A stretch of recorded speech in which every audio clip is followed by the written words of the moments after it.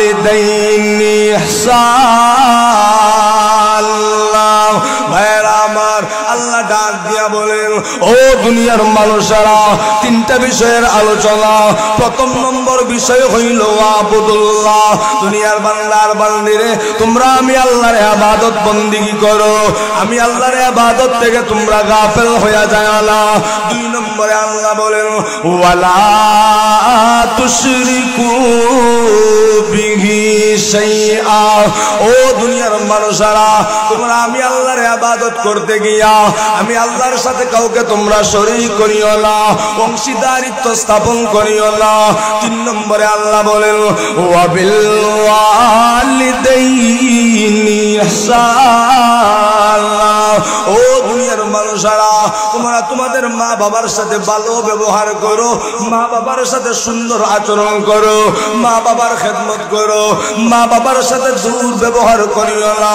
আল্লাহর পয়গম্বর বিশ্ব নবী রাহমাতুল লিল আলামিন বলেন দুনিয়ার উম্মতেরা আল্লাহর কোন বান্দা যদি তার মা বাবাকে কষ্ট দেয় এমত অবস্থায় তার মা বাবার মন যদি তার উপরে নারাজ হইয়া যায় আর ওই অবস্থায় যদি সন্তানের মরণ হইয়া যায় মহান আল্লাহ ওই সন্তানের জন্য জাহান্নামের দুইটা দরজা খুলিয়া দেয়।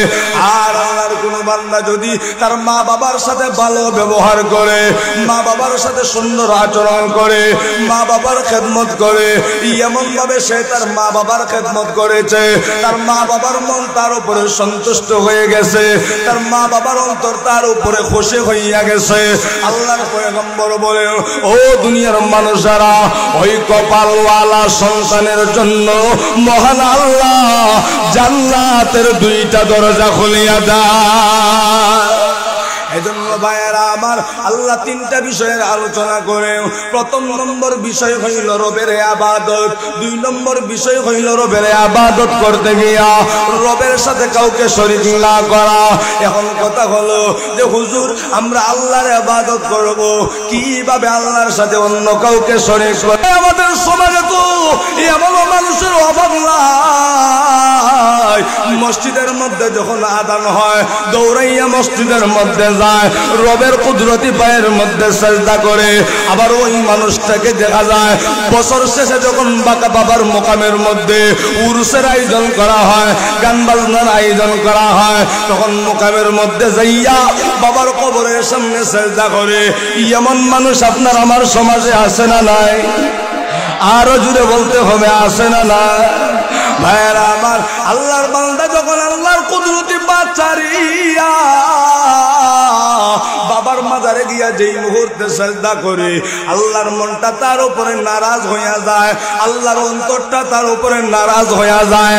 কারণ সেজদা হলো এমন একটা ইবাদত যেটা একমাত্র আল্লাহ তাআলার হক, দুনিয়ার আর কারো সামনে সেজদার জন্য মাথা নত করা যায় না। চিল্লায়া বলেন ঠিক কিনা?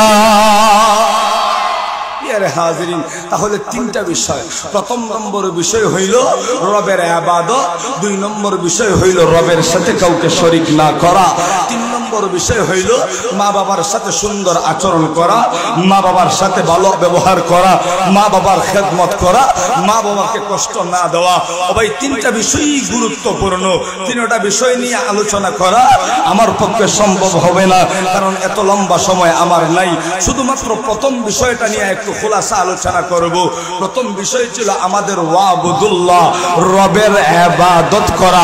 ভাইরা আমার এই জায়গার মধ্যে আমার কিছু প্রশ্ন জাগে যে আল্লাহ তো শুধু ইবাদতের কথা বললেন, আমার প্রশ্ন হলো আল্লাহ গো আমি কি পরিমাণ ইবাদত করব, কতটুকু সময় আমি ইবাদত বন্দেগী করব, কি পরিমাণ ইবাদত করলে তোমার ইবাদতের হক আদায় হবে, কতটুকু সময় ইবাদত করলে তোমার ইবাদতের হক আদায় হবে?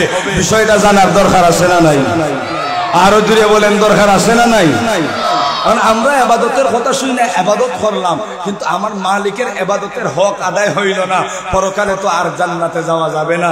এজন্য কি পরিমাণ ইবাদত করলে ইবাদতের হক আদায় হবে, কতটুকু সময় ইবাদত করলে ইবাদতের হক আদায় হবে। কারণ বান্দা যখন আল্লাহর ইবাদতের হক আদায় করে ইবাদত করবে তখন তার ঠিকানা জান্নাত। আর বান্দা যদি ইবাদতের মাধ্যমে রবের ইবাদতের হক আদায় না করে তাহলে পরকালীন অবস্থা বেশি ভালো চিন্তা করা যায় না। প্রিয় হাজরিন, এখন কথা হলো কতটুকু সময় করব, কি পরিমাণ সময় করব। আমরা যখন আমাদের আকাবির আসলাফ বুজুর্গানে দিনের কাছে যাই সবক নেওয়ার জন্য যে কিভাবে চলবো, কিভাবে জীবন পরিচালনা করলে পরকালে শান্তি পাওয়া যাবে, তো আমাদের আকাবির আসলাফ বুজুর্গানে দিনগণ বলেন, বাবারে তুমি যদি পরকালে শান্তির ঠিকানা চাও, পরকালে যদি শান্তির জীবন চাও, তাহলে তোমাদের জন্য উচিত হইল 24 ঘন্টা আল্লাহর ইবাদত করা। আরো জুড়ে বলেন, আরো জুড়ে বলেন না সুবহানাল্লাহ। কয় ঘন্টা ভাই? 24 ঘন্টা। এখন অনেকেই প্রশ্ন করতে পারেন যে হুজুর একজন মানুষের জন্য তো 24 ঘন্টা ইবাদত করা সম্ভব না, কারণ একজন মানুষ সুস্থ থাকতে হলে তার ঘুমের প্রয়োজন, খাবার দাবারের প্রয়োজন, প্রস্রাব পায়খানার প্রয়োজন, বাজার হাটে যাওয়ার প্রয়োজন, স্ত্রীকে সময় দেওয়ার প্রয়োজন, ছেলে মেয়েদেরকে সময় দেওয়ার প্রয়োজন, আছে না নাই? তো বান্দা যখন এই সমস্ত কাজ করবে তো 24 ঘন্টা থেকে তো সময়গুলো মাইনাস হয়ে যাবে, 24 ঘন্টা ইবাদত করতে পারবে না। তাহলে বোঝা যায় আমাদের আকাবির আসলাফরা মিথ্যা বলেছেন। আচ্ছা, তাদের কথা মিছা হওয়ার সম্ভাবনা থাকতে পারে। তাহলে আমরা একটু নবীকে জিজ্ঞাসা করি, ওগো নবীজি, আপনার উম্মতের জন্য 24 ঘন্টা ইবাদত করা সম্ভব কি সম্ভব না?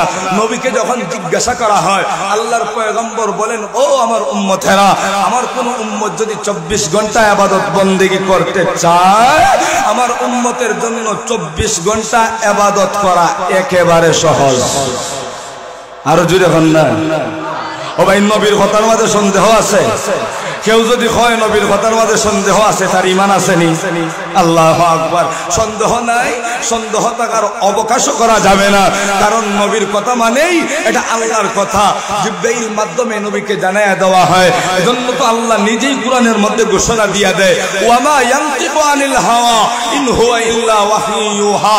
যতক্ষণ পর্যন্ত আমার নবীকে আমি কথা বলার আদেশ না করি, আমার নবী ততক্ষণ পর্যন্ত কথা বলে না। যতক্ষণ পর্যন্ত আমার নবীকে আমি কোনো কাজ করার আদেশ না করি, আমার নবী ততক্ষণ পর্যন্ত কোনো কাজ করেন না।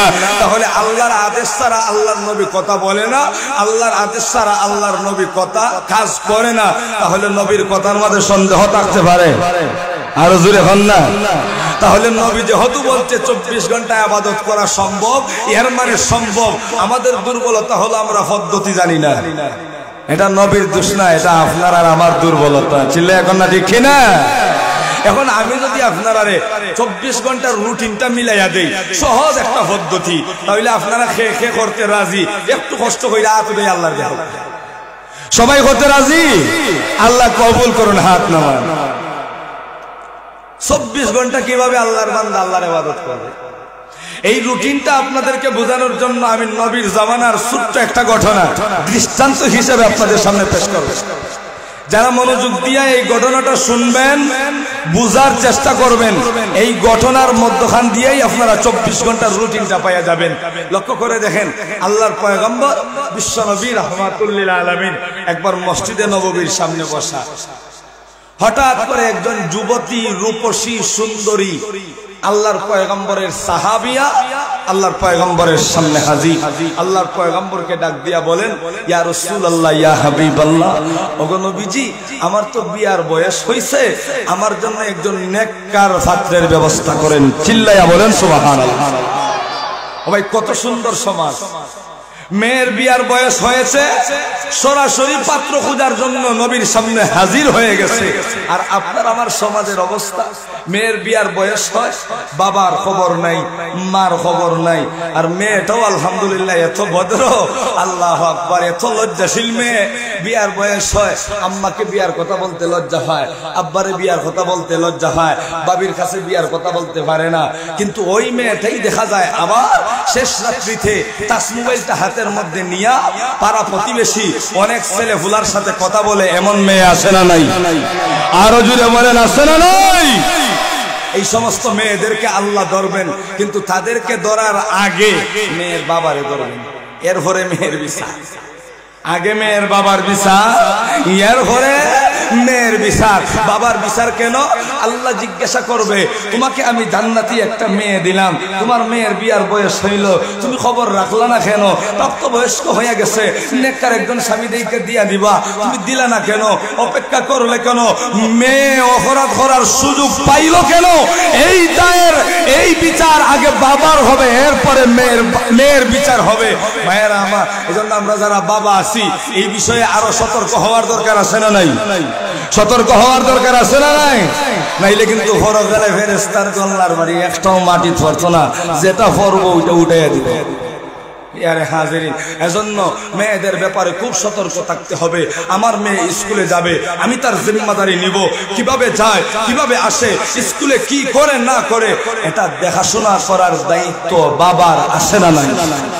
আপনি তো শুধু ভর্তি করাইয়া দিয়ে আইলেন, মেয়ে যে স্কুলের নাম দইরা শহরের মাঝে ঘোরায়, মেয়ে যে স্কুলের নাম দইরা ওই যে বিভিন্ন ধরনের পার্কে চইলা যায়, তুমি বাবা হইয়া এই খবর রাখলা না, এটা কি মেয়ের দোষ না বাবার দোষ? আল্লাহ আকবার, আল্লাহ আপনার হেফাজত করুন। পিয়ারে হাজিরিন, তো আল্লাহর পয়গম্বরের সাহাবিয়া নবীর সামনে হাজির হয়ে গেছে।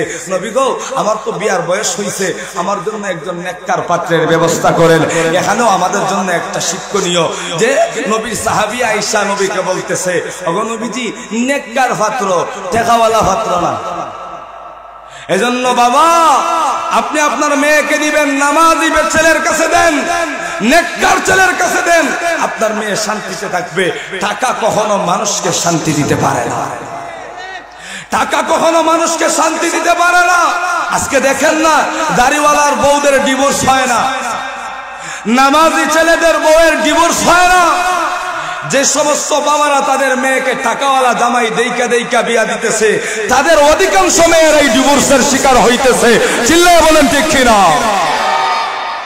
এই জন্য নেককার স্বামী খুঁজেন, নেককার মেয়ের জামাই খুঁজেন। আপনার